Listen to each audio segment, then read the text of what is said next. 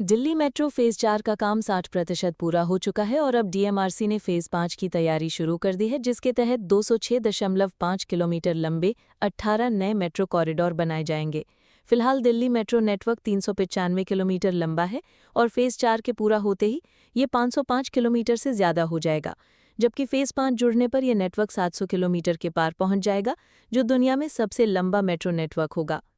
Phase 5 को 2 चरणों में लागू किया जाएगा। पहले चरण में 3 प्रमुख कॉरिडोर शामिल हैं।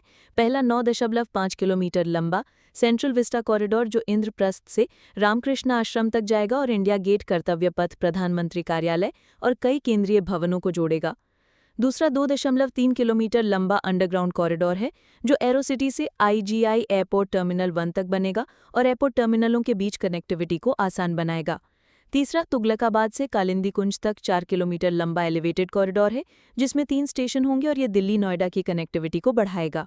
दूसरे चरण में 15 कॉरिडोर प्रस्तावित हैं, जिनका उद्देश्य दिल्ली और एनसीआर के बीच संपर्क बढ़ाना है। इनमें से 5 कॉरिडोर दिल्ली को हरियाणा और यूपी से जोड़ेंगे, 3 हरियाणा में, 2 यूपी में और 5 पूरी तरह दिल्ली के भीतर होंगे।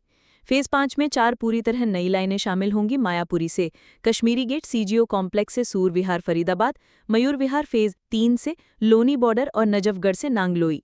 शेष 15 कॉरिडोर मौजूदा लाइनों का विस्तार होंगे, जैसे नोएडा इलेक्ट्रॉनिक सिटी से साहिबाबाद 5.1 किलोमीटर, बहादुरगढ़ से अशोकनगर 8 किलोमीटर, द्वारका सेक्टर 21 से गुरुग्राम उद्योग विहार 11 किलोमीटर और राजा नाहर सिंह से पलवल 24 किलोमीटर।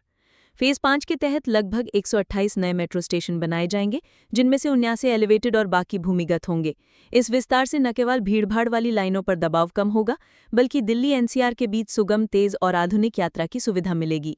डीएमआरसी ने केंद्र सरकार को डीपीआर और वित्तीय सहायता का प्रस्ताव भेज दिया है और उम्मीद है कि मंजूरी मिलते ही फेज 5 का काम फेज 4 के साथ साथ शुरू कर दिया जाएगा।